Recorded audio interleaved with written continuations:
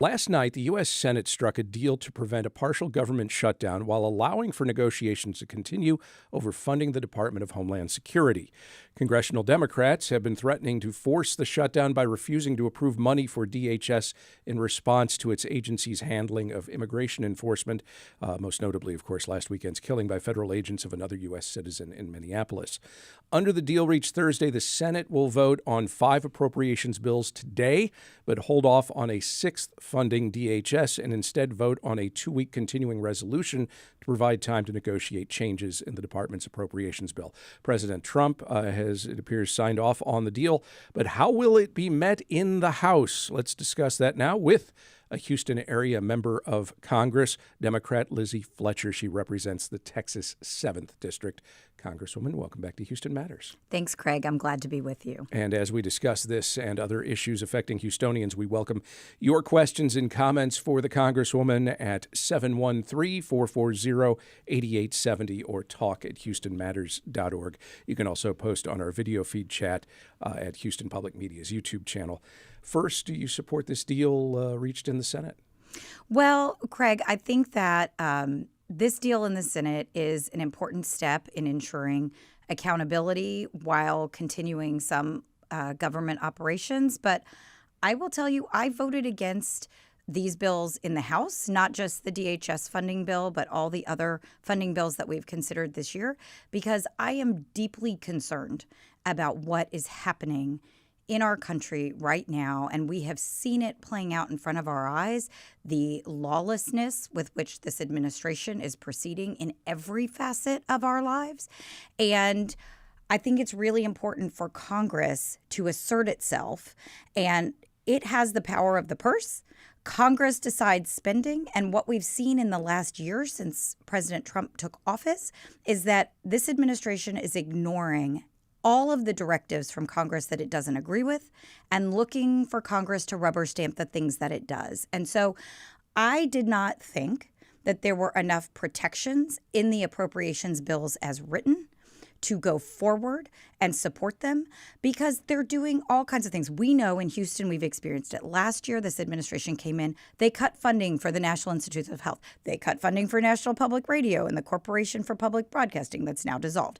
They cut all kinds of programs for our mental health, things that people are worried about, right? The Department of HHS has been decimated. We see these insane decisions from the new vaccine panel, firing all the qualified people, and on and on. In every department, in every division, you're seeing utter incompetence and contempt for Congress, really. So I voted against all of them because I don't think there are enough protections from this administration, which is acting with impunity. And I think that that's what all Americans are seeing in Minnesota, certainly this weekend with the execution of Alex Pretti by the United States government, a man who was out exercising his constitutional rights that we all cherish. Americans are seeing it. And Craig, I'm concerned that those kinds of abuses, and that being the most extreme, right, killing American citizens in the streets, exercising their constitutional rights, but the lawlessness is pervasive in this government. And so while I know the pain of a government shutdown, and we saw just last fall how difficult it is and how important it is that the government is funded and functioning, we really need to put more restraints on this out-of-control administration. And so I didn't vote for these bills, and I think that the 2-week CR to meet the demands around Homeland Security is absolutely essential. But Congress has to do more, and this Republican-led Congress is failing the American people. I suspect some listening would say your frustration over the White House ignoring directives from Congress might indicate that part of the problem is not that they're ignoring directives, it's that there isn't any legislation coming out of Congress that holds them. Well, it's both. First of all, the government, the Trump administration is ignoring longstanding laws, ignoring the Constitution. I mean, maybe we start there, right? Taking all kinds of unconstitutional actions. And we've seen that for the last year. Then ignoring independent agencies. I mean, one of the things that's been very prevalent in the news is this administration and this president's approach toward the Federal Reserve, right? The central bank that is supposed to be, must be independent. Instead, they're pressuring the central bank, pressuring Jerome Powell, right? Totally inappropriately, meddling in the Department of Justice. And the president is directing the Department of Justice to go after his critics, right? To litigate a litany of his personal grievances. And of course, we saw last night, I was shocked to see that the president of the United States is suing the IRS for $10 billion with a B. This is totally out of control, totally unprecedented and unacceptable. And so I agree with you that this Congress isn't legislating. And I'm just going to give one example. This year, the legislation that Speaker Johnson brought to the floor that isn't appropriations was a bill about the volume of water going through your shower heads. So I agree 100% with the critics who are saying Congress isn't legislating and isn't focused on the right things. I agree with that. And this administration is also ignoring longstanding laws, independence of federal agencies, whether it's going after the Consumer Protection Bureau, whether it's going after different independent agencies. And what we see is that citizens are speaking out and the courts are largely standing up. It's one of our lines of defense, but the Congress is designed to be a line of defense, and the Congress is failing. I completely agree with those critics, but it's not just that we're not legislating. It's that they are ignoring laws already on the books and ignoring the Constitution. Another example of some of what you're talking about, Don in New Waverly commented to us, noting that the president, as we heard from NPR in the last hour, just had Don Lemon arrested. Don from New Waverly says journalists are in as much danger as protesters. Absolutely. And it's terrifying. And I asked this morning, as soon as I saw that news, what is the purported reason? I mean, I don't believe it, but what are they even saying? And as far as I understand, there's some commentary about covering the protests at a church in Minneapolis last week. As I understand, they've also arrested another journalist, I believe from Atlanta, who was also covering that protest. And this is the First Amendment to the Constitution, but these amendments, they are central to our rights as citizens, and they were ratified with the Constitution, as we have discussed before, kind of the debate and ratification of the Constitution, the right to petition your government about grievances, the right to peacefully assemble, the right to protest, the right to speak freely, the right to exercise your religion or no religion at all, and the right to have a free press is central to democracy itself. And all of those rights are under attack from this administration. We're talking with Houston area Congresswoman Lizzie Fletcher. She represents Houston's 7th Congressional District. You can join our conversation at 713-440-8870 or talk@houstonmatters.org.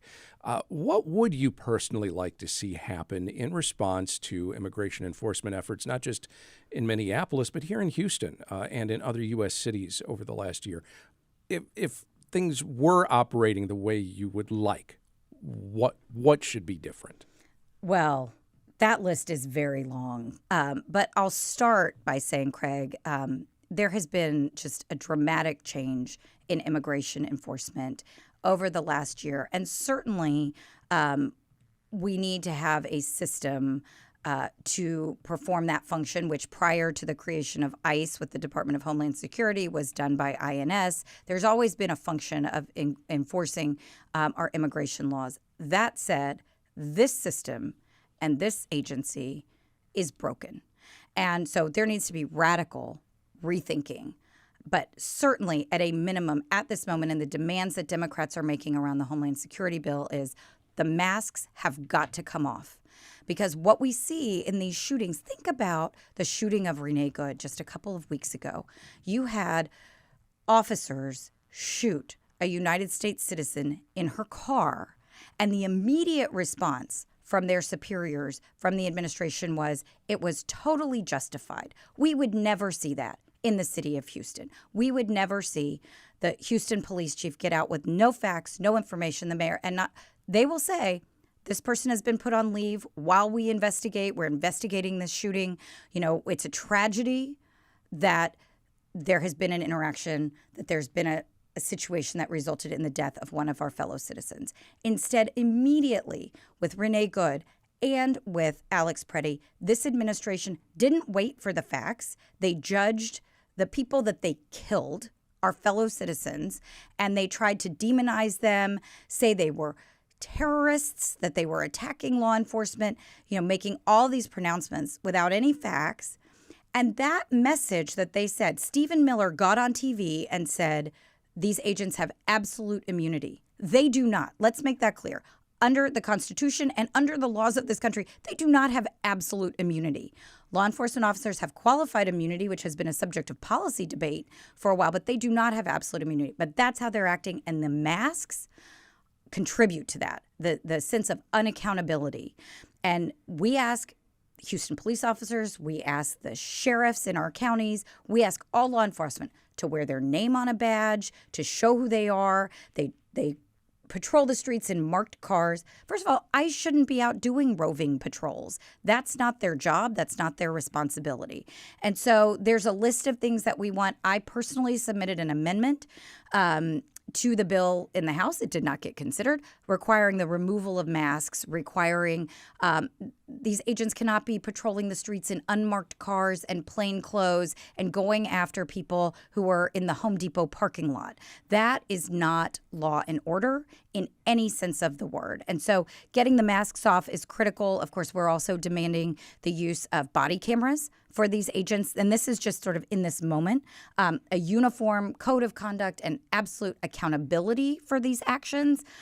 Also, the abuse of the warrants. What we've seen, and many of us have seen video of officers, ICE officers, going to people's doors and telling them, A, ramming down their doors, or B, saying they have a warrant, but they don't have to show it to people. And every person in this country, like a warrant under the Fourth Amendment to the Constitution, you must have a warrant, and it must be specific to enter someone's home. And that's I think abused. we should also clarify that when they say they have a warrant, they aren't necessarily talking about a warrant from a judge. They are not. They're using these administrative warrants within their own agency, and they've been doing that for a while. But that is being completely abused. I saw a video the other day where they wound up knocking on the door of an assistant U.S. attorney who knew the Constitution backwards and forwards. But they are violating the Fourth Amendment to the Constitution. It's not just the First Amendment that's under attack. And of course, we're hearing, hopefully from more and more people, one of the justifications they used last weekend in the murder of Alex Pretti was that he was carrying a gun.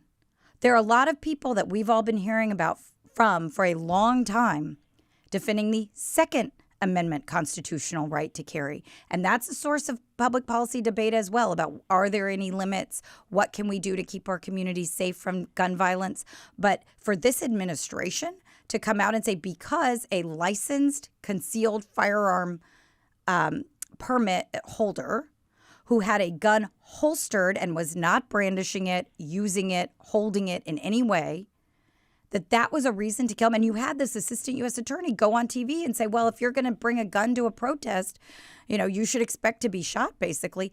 That is not the law in the United States. And we have been fighting about that. There should be no one who's confused about the debate around that. And so you finally saw this weekend the NRA putting out some response. The libertarians put out a pretty compelling statement about what was happening and what is happening. But our rights as Americans are being trampled, and they will continue to be trampled until we are protesting with every tool we have. And that means using our voices. For me, it's also using my vote in Congress. And I've started voting against the things, to your point earlier, about Congress isn't doing stuff that matters. I agree. And I'm using my vote there to vote no on not addressing the things that matter to Americans in this moment. But we are not seeing this administration back down in light of these protests. We are seeing the administration turn up the volume. And a few minor moves this week to send Tom Homan, to remove Gregory Bovino, that is insufficient. And frankly, at this point, it looks like it's window dressing.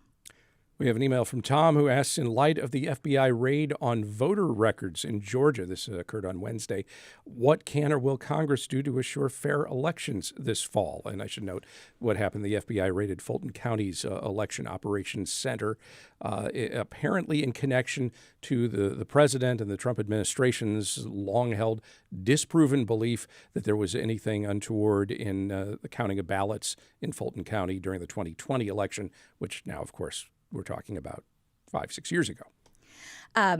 So it's a great question, and it's a hugely important issue that shouldn't be lost in this conversation, because in addition to the raid, the FBI raid in Fulton County, where, of course, as you mentioned, that's where the president called and said, hey, I just need you to find me, whatever the number was, 11,000 votes so I can win this election, right? Like, this is the place where he was indicted for that. And you now see federal agents going in and seizing the ballots, as far as I understand, the voting infrastructure, the records.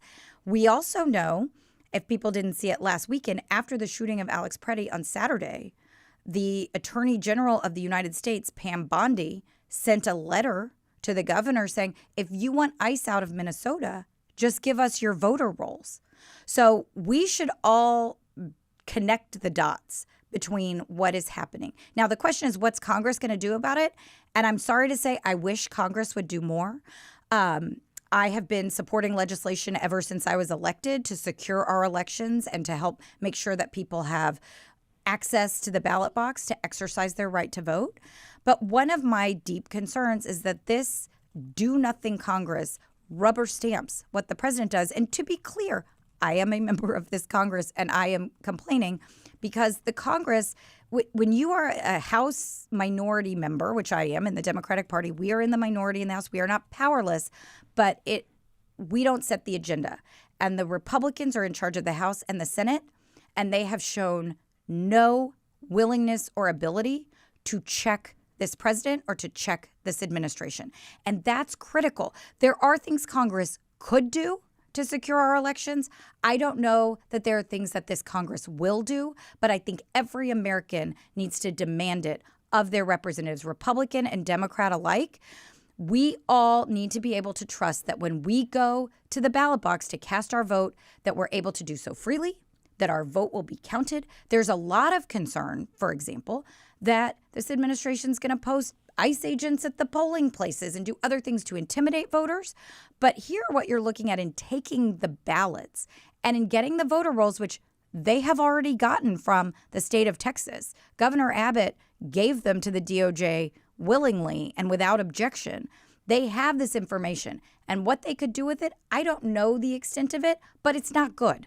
And it's not how it's supposed to be. Whether this Congress is going to check that, I will certainly fight and do everything I can, as I believe will my colleagues in the House Democratic Caucus. But every person needs to use the tools of democracy, and voting is one of them. But it's only one of them. We have to use our voices. So whether that's calling into Houston Matters, letters to the editor, op-eds to the Chronicle and other newspapers, and talking to your neighbors, because there's so much coming at us every day.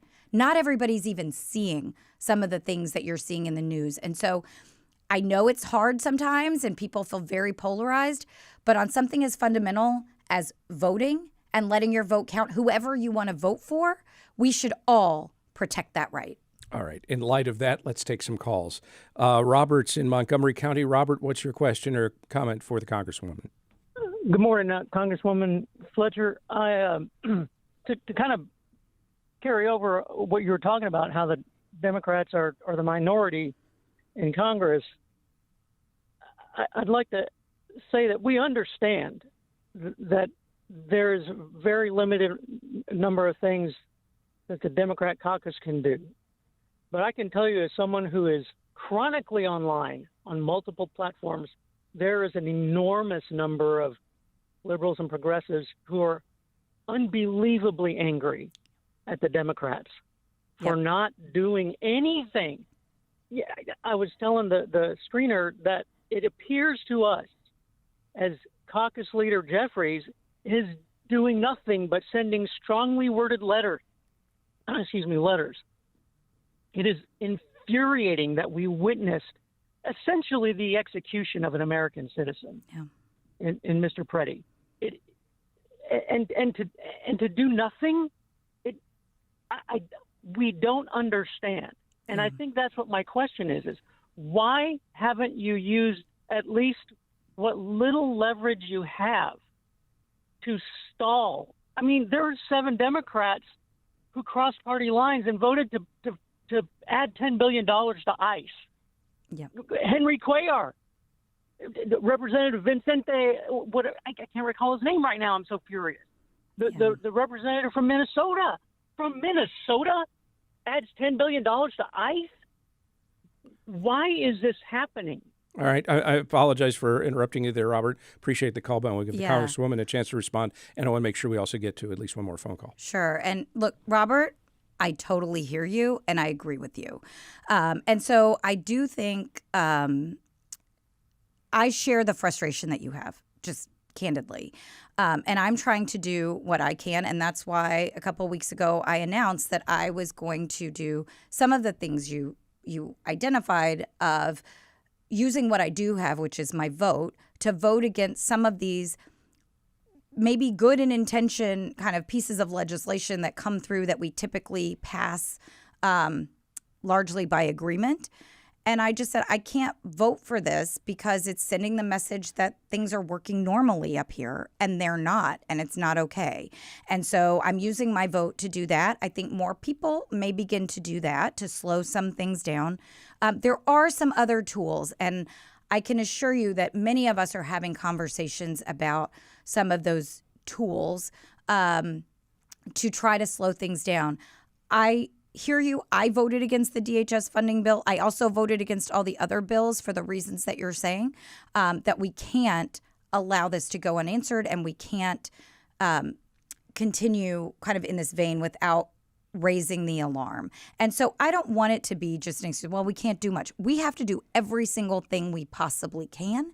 And what I hear from our Democratic leaders is, look, let's try to advance some good things. And so, we had this big, in D.C., it felt like such a huge coup to get this vote on the healthcare subsidies, right? Like that was such a big deal. So there's been some little successes but they nothing feels like enough in this big picture. And that's why voting does matter. But I am concerned, and I'll tell you this, even if Democrats become in charge of the House in the midterms, this administration is ignoring Congress unless it enables what it wants to do. And so we need to get more creative. We need to think more. I've already called to rescind the $75 billion that the Republican Congress gave to ICE last summer, and not a single Democrat voted for that. And we have to think outside the box. As one of my law partners used to accuse me sometimes of coloring inside the lines too much. We need to think creatively, and we need input, and we need to hear from people like you, Robert, of the things that you think we can do or should be trying to do. I know that in my conversations with fellow members of my caucus, there's a lot of conversation about what else can we do in this moment to express in a way that's going to have an impact, and just to express more than posting statements and sending strongly worded letters, like you said. And I'm on so many letters, but I agree with you. It doesn't feel like enough when faced with the enormity of what's happening all around us. And so I will pledge to you that I will do everything I can think of to turn this into action that can actually help slow things down. But we are in a moment where I think even if we slow things down in the Congress, the administration is proceeding without us. So I just urge everyone to do everything they can as citizens and think about our country and our Constitution and our citizenship, and for all of us to come together. But I'm not going to stop fighting in Congress. I'm not going to stop working in Congress. And I'm not going to just take we can't do it for an answer. So even though I did talk about that earlier, I don't want you to think that I or many of my colleagues are stopping there, because we can't. Let's go next to James in the Woodlands. James, what's your question or comment? Okay. I'm a veteran of the U.S. Army, honorably discharged quite some time ago, and I joined in part to defend the Constitution. Now, our founding fathers put the First Amendment right, so it must be very important if it's number one, freedom of speech. So my question is, what good is the Constitution if it's not respected, if it's not followed? I thought the Constitution was supreme and it would protect our rights. All right. Thanks for the call and for the question. Well, James, you're right. And the Constitution does protect our rights. And it is up to all of us to protect the Constitution because the Constitution is under attack. There is no doubt that what we have seen over the last year, whether it is, as I've been talking about this morning, kind of the separation of powers, right? Congress is supposed to make the laws. Congress is supposed to direct the executive. And the job of the administration, the job of the executive, the Article 2 branch of government, the president, is to make sure that the laws are faithfully executed.